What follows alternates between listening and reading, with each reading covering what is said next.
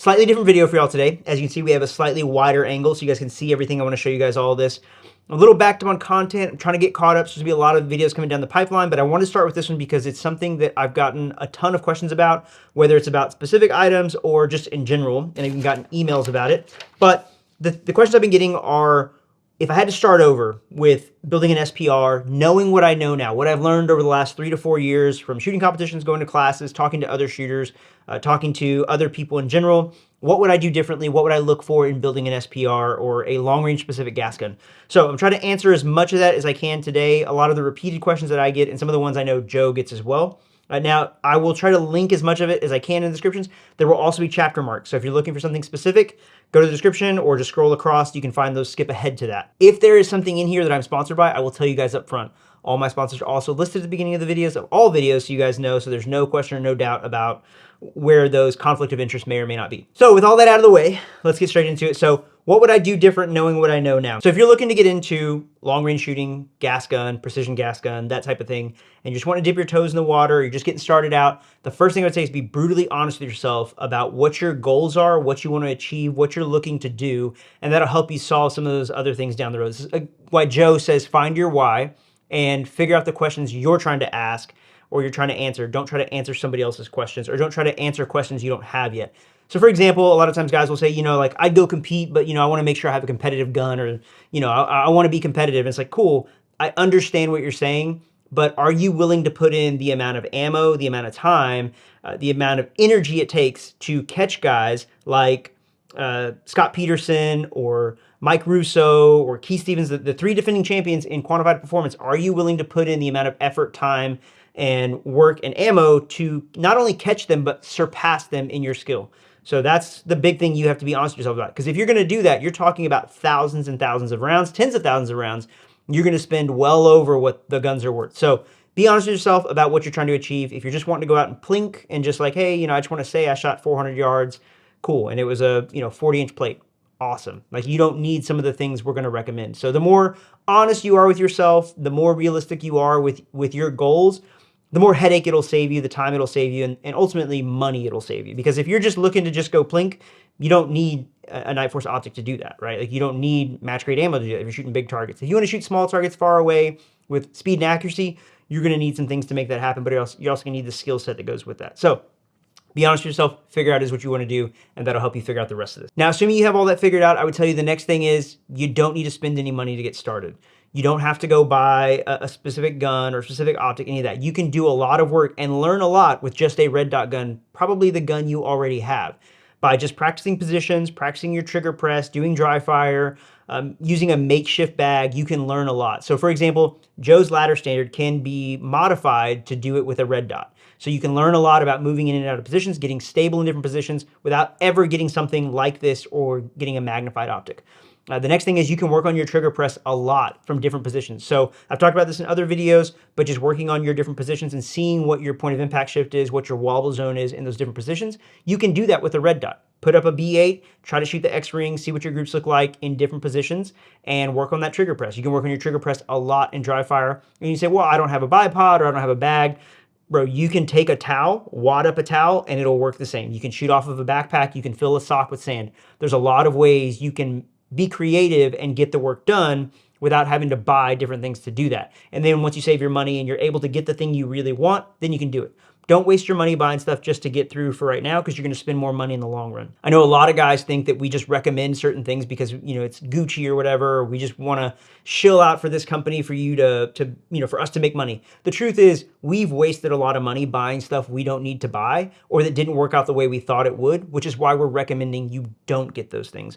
And so if we recommend something, like guys like Joe, like myself, or Taylor, or other competitive shooters, if they recommend something, it's because they're telling you from experience and they don't want you to make the mistakes that they've made. They're trying to save you money in the long run. The other thing you can do in this time while you're learning is you can start to introduce yourself to some of the topics, the concepts, the terminology that is used, so that when you go to a class, you're more familiar with it. Or when guys talk about things like quick wind, you're more familiar with it, or speed drop. Start learning those things so it's more familiar, so that way when you get to a class or you have somebody who's coaching you, it's not such a shock. So a lot of times guys who have no introduction to this, if they go to something like Bruiser's class, where there's a lot of classroom information, like it's a ton of information, but you need it. If it's their first time hearing it, it's a bit overwhelming for them, and it's hard for them to take all of that in. So if you can familiarize yourself with it over time as you're starting to learn the skill, makes it a lot easier when you get to the class. All right, from there, assuming you don't have a match grade barrel, I would say that would be the first thing that I would upgrade. So what I'm looking for in a barrel is obviously match grade. Off the shelf is what I'm looking for, not necessarily quite getting into custom yet. I would say custom is down the road, like something like a Bartlett or a Krieger. Any custom barrel you'd want to get, I'd say wait for that down the road. You don't necessarily need that at this point in your journey. So heavier profile, something with a smaller gas port, something that has shown for a variety of shooters to produce good groups with a variety of ammo. So obviously sponsored by Sons of Liberty, so I'm going to recommend theirs, but I will tell you, it has been one of the top performing barrels that I've seen. You can ask a bunch of different guys outside of myself that have used their precision barrel. Their precision barrel off the shelf is probably one of the best barrels you can get. If you don't want to go that route, if you want to use something else, there's also Criterion. Joe has had really good success with his Criterion barrel and Centurion barrel. I have one of theirs. It's done pretty decent, and Joe's had really good results with it as well as a few other guys that I've talked to. So that could be a good option for you. And then Noveski. Now, Noveski is a little bit more of a mid-weight profile, and it's a little bit gassier than some of the others. So keep that in mind. If you're going to go that route, maybe get an adjustable gas block or get one of the tunable tubes to reduce the gas down so it's not quite as punchy. Their profile is a little bit thinner, so it's going to be more susceptible to heat soak. So keep that in mind. If you're shooting it a lot, you may start to see some weird things happen with your groups, but it is a good all-around barrel. So any of those would be good. I think they all have pretty good warranties, so that's what I'm looking for. Anything with a super light profile isn't going to do so well with heat soak. If you're running a suppressor, you're going to see some accuracy issues, again, as you get heat soak.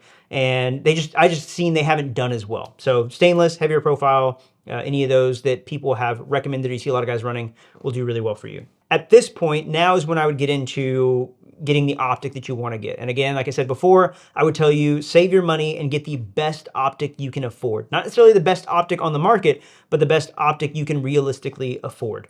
And for me, the three brands that I always recommend, especially for gas gun, are going to be Nightforce, Vortex, and Leupold. Now, I put Vortex and Leupold kind of like neck and neck, specifically the Razor line from Vortex and the Mark V line from Leupold. So those are the two that I would say are pretty close. I personally have Nightforce above them. That's just my preference. My eye likes the way the image looks through that glass. I like the features that it has. I like how robust they are. You can see videos that I've talked about them in other videos, and so there's a whole deep dive you can do in optics. But I would say those three I would recommend. You can go above that. There are other optics that are more expensive, but at that point you're starting to get to the point of diminishing returns. Just because you spend more money on an optic doesn't always equate to making more hits. But I will say that spending less money on an optic, you will have a fuzzier or not quite as clean image, and it makes it difficult to see targets sometimes if they're obstructed, if there's a lot of mirage, anything like that's going to make it more difficult for you to see, and it makes it more difficult to spot your misses or to spot impacts to make corrections for the next target. So that's why we talk about glass clarity and the importance of it.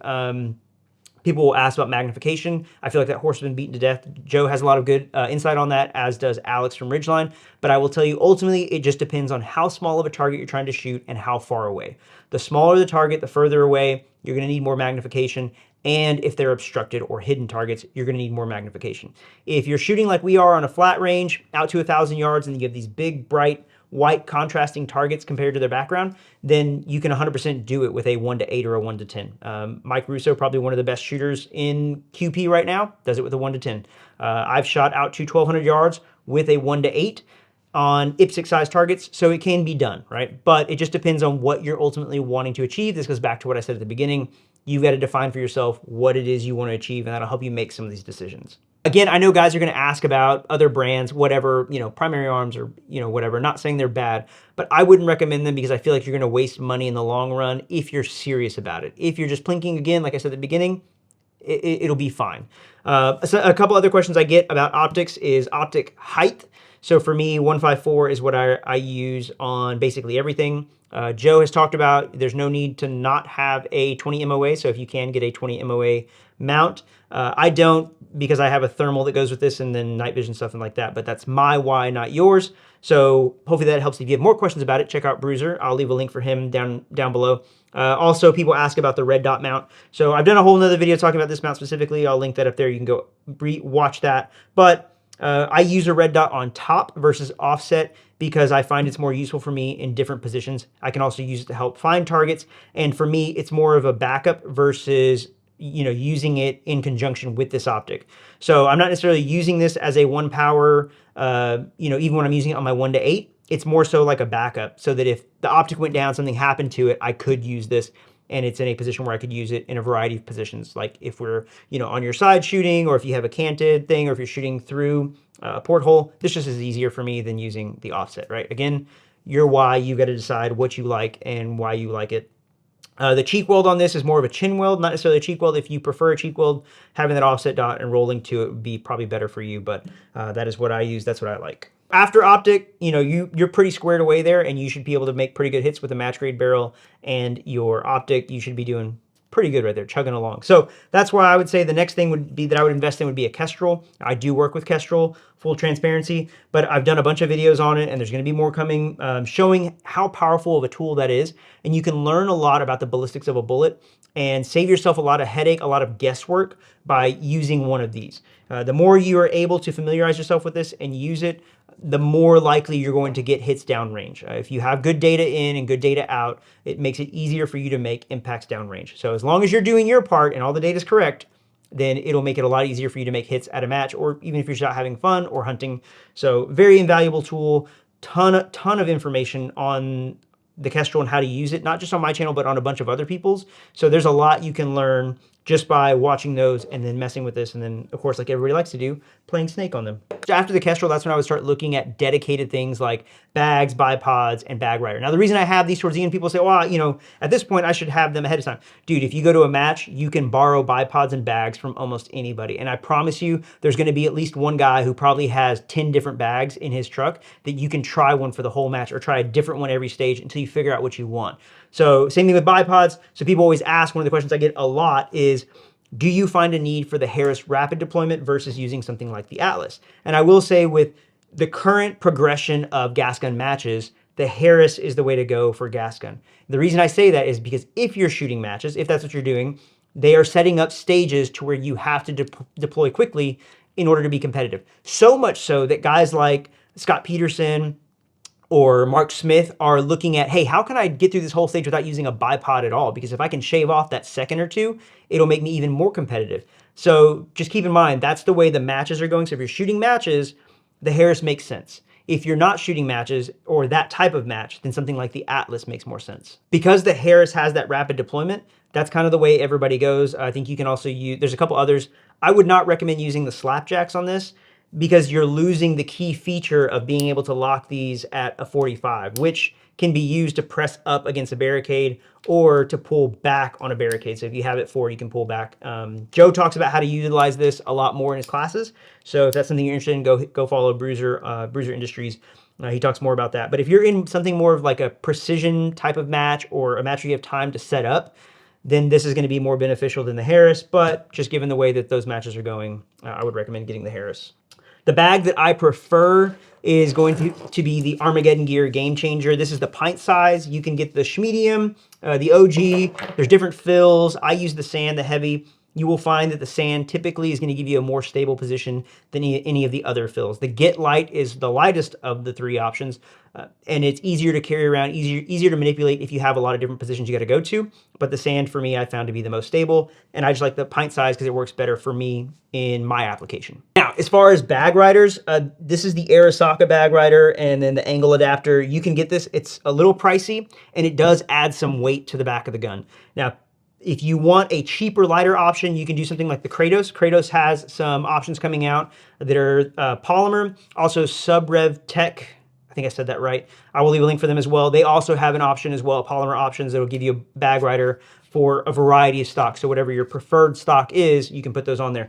Now, people will ask, well, why not use something like the PRS from Magpul or the B5 precision specific stocks? For me, they just don't work. Length of pull is too long. The B5s are too wide for my face. So this is one of those things where you're going to have to test and figure out what works for you. So it may cost you a little money to figure out what fits you right, but it's going to be worth it in the long run, because for me, for example, I really struggled for a while using the B5 stock, and then Joe was the one who noticed it. He's like, dude, I think the stock is too wide for your face. You're not able to get where you need to be on the gun, so you're having to fight it. You're constantly readjusting your body, trying to get in a good position. And once I made that swap, it's been night and day difference, way easier. And so I have put CTRs on everything for that reason. So this setup works for me, and the B5 may work better for you, but you've got to figure that out and fit the gun to you versus trying to fit yourself to the gun. It'll make it faster for you when you get in positions, because if you get onto a target and then you have to like move around and then get to where you can find the spot, okay, cool, now I'm on target. You've wasted all that time, and that means the gun isn't set up properly for you. So you should be able to get on target, whether it's prone or in any position, and be able to see your reticle and see the target and get there quickly. If you can't, if you've got to make adjustments, you got to kind of lean off of it or push onto it, then you need to think about adjusting your scope, maybe changing out your stock. Something there is not set properly. So again, go to a class, whether that's JBS, Veracity, Ridgeline, Bruiser Industries. They'll walk you through how to do that. But that is going to be one of the biggest things to help you get on target and make hits fast. Moving on from there, the next thing I would look at upgrading would be the trigger. So I think a lot of guys jump into a new trigger too soon, a match grade trigger. They want to immediately go to the lightest trigger they can get, or they want to get a tunable trigger and they want to turn it down as light as they can go. And it ends up masking a lot of the issues they have. They slap the trigger. Taylor has had this issue where he turned his triggers down too light and then he starts slapping the triggers real bad because he could get away with it because the trigger was so light. The moment you put him on a heavier trigger or a trigger that he can't do that on, he started having some issues. So he's had to work hard to undo that. So I think a lot of guys go in and they use that to mask some trigger press issues. Now, Precore, I know they have been a little bit controversial in some of the things they teach, or the way they teach certain things, but Scott and I talked about this, Scott Peterson, and we agree, like, it's one of the things they do really well that we both agree on is that their cover of trigger press is really, really good. And the amount of time they're able to spend on it and how in-depth they go on trigger press is really, really good. And it's really important, especially with precision guns and guns like these, like precision gas guns, where you have to really be on it. Like, you can't get away with the things with this gun that you can with a bolt gun. So you have to really be on your trigger press. And they talk about that at length. So I think it's important to wait to this point to get into the trigger, because it will give you time working on having a good trigger press and being able to accurately find where the wall is and making good clean breaks without disrupting your reticle. With that said, the trigger that I recommend, the only trigger that I personally like, is the Trigger Tech, the Diamond, the adjustable. You can adjust it. I don't turn mine down super light. I basically run them at what they are out of the factory. I may turn them down just a little bit. I don't look for a specific weight. It's more on feel for me.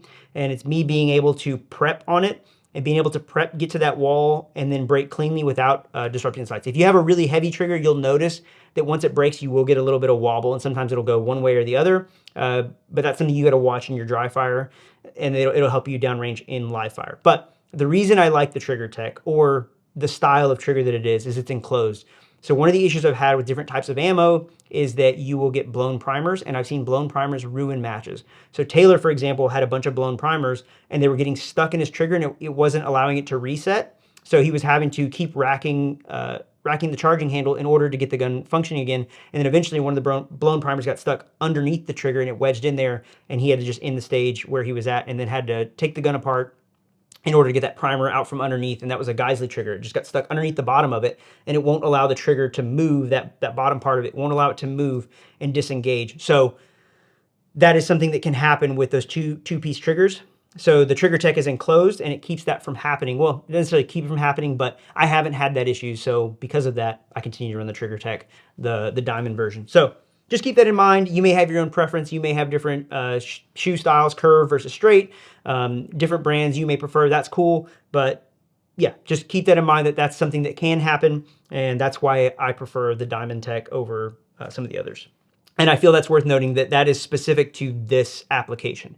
I don't use that same trigger for if I would call it like a duty gun, I would not use that trigger. Not that there's anything wrong with it. I just prefer different triggers for different things. For this application, yes, that's what I would use. By this point, you spent quite a bit of money learning the skill on your optic, barrel, ammo, all that. So this is the point where I would start looking at receiver sets. I've waited this long to get into it because I feel like a lot has been made of it that, not to say it doesn't matter, but I don't think it matters early on in your journey. Once you start to have the skill where it matters, you're at that point.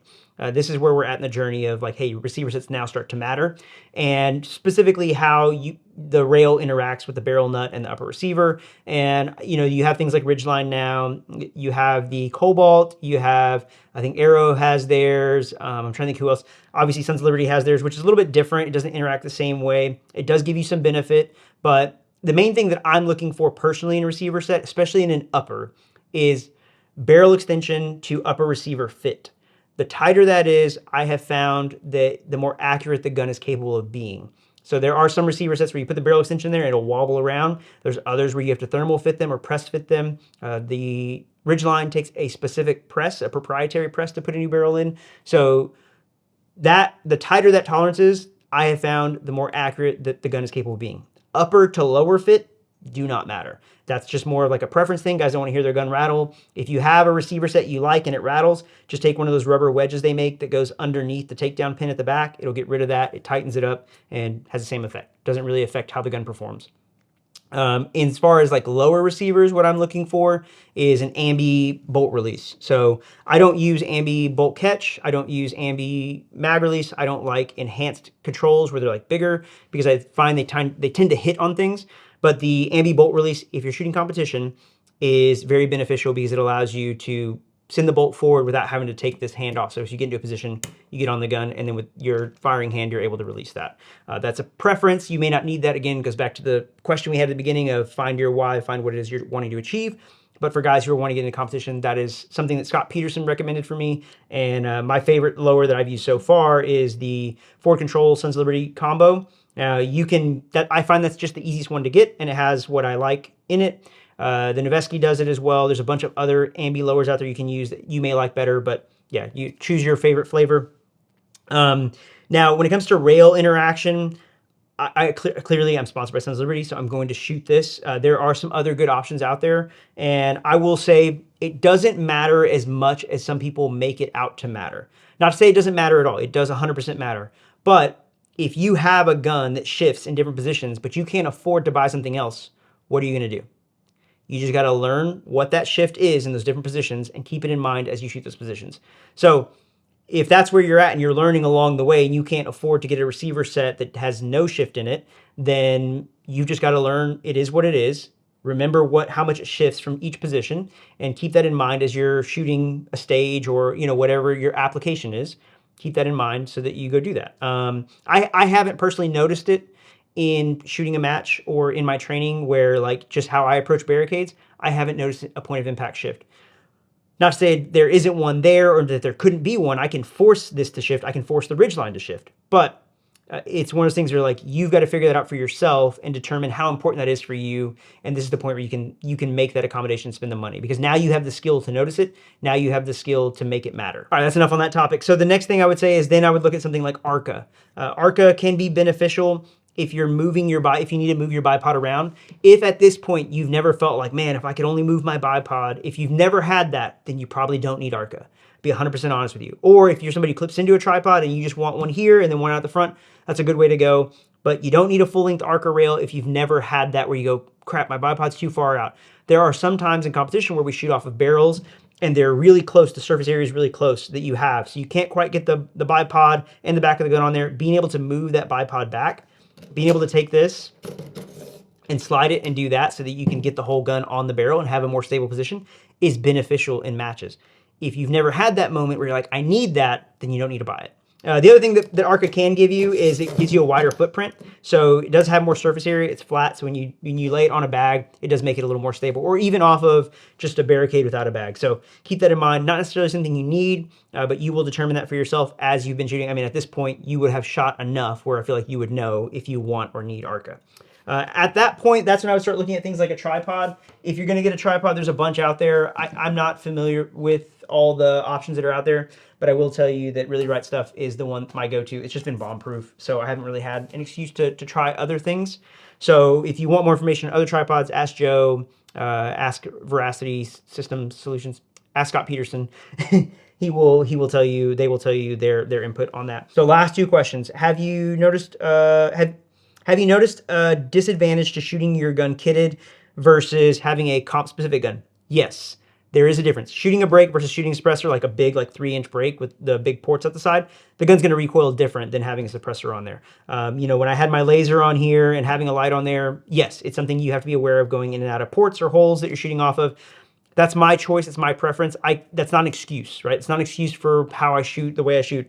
For me, my why is that competition is a way for me to test my skill with a gun that I would use. And this is the gun that I would use for whatever. So that's why I shoot it the way it's set up and I deal with it. Like, yes, is it heavy? Yeah.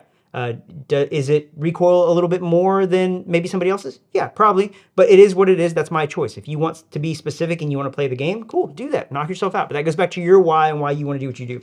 Last question, training ammo versus match ammo. I will tell you, you can get a lot of work done at 100 yards. You can get a lot of work done in dry fire. But I would tell you, you don't need to shoot match ammo all the time. If I'm shooting at 100 yards, working on positional stuff and point of impact shift, I do it at 100 yards. I don't do it at 4, 5, 6, 7, 800 yards. I don't need to, because you're adding in another variable, that other variable being wind and then data. Like, do you have good data and are you making a good wind call? Did I miss because my wind was off, or did I miss because my data was off, or did I miss because my position was off?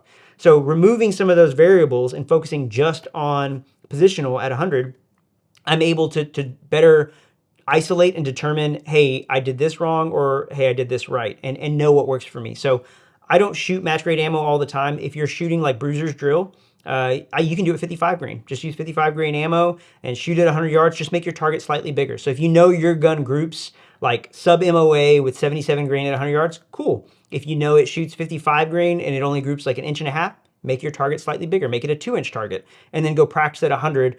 Practice your positions, practice your trigger press, practice all those things at 100. And then once you're, you feel pretty confident in that, then take it out to distance, and then you add in that variable of wind and making sure your data's right. So I don't think you need to shoot match grade ammo all the time. You can save yourself a lot of money and get way more practice in doing your work at 100 yards, and then a lot of work in dry fire. Your reticle will tell you so much in dry fire about your trigger press, about your wobble zone, all that. I got another video coming. I'll show you as I've been practicing, trying to shake off some of the rust. So that video will be coming soon. But yeah, that is all the questions I got. It's all the time I got because my camera's about to die. So hopefully that helped you guys. If there's a question that I didn't answer, leave it in the comments down below. Make sure you hit that like and subscribe. Karate chop that bell so you get notified every time I upload a video. And I'm trying to increase the subscriber count. So do me a favor, if you found this helpful, share it with somebody else. Hopefully we can grow the subscriber count to 100K. I'd like to do that by the end of the year. Very lofty goal, but let's try to do it. I'll see you guys in the next one.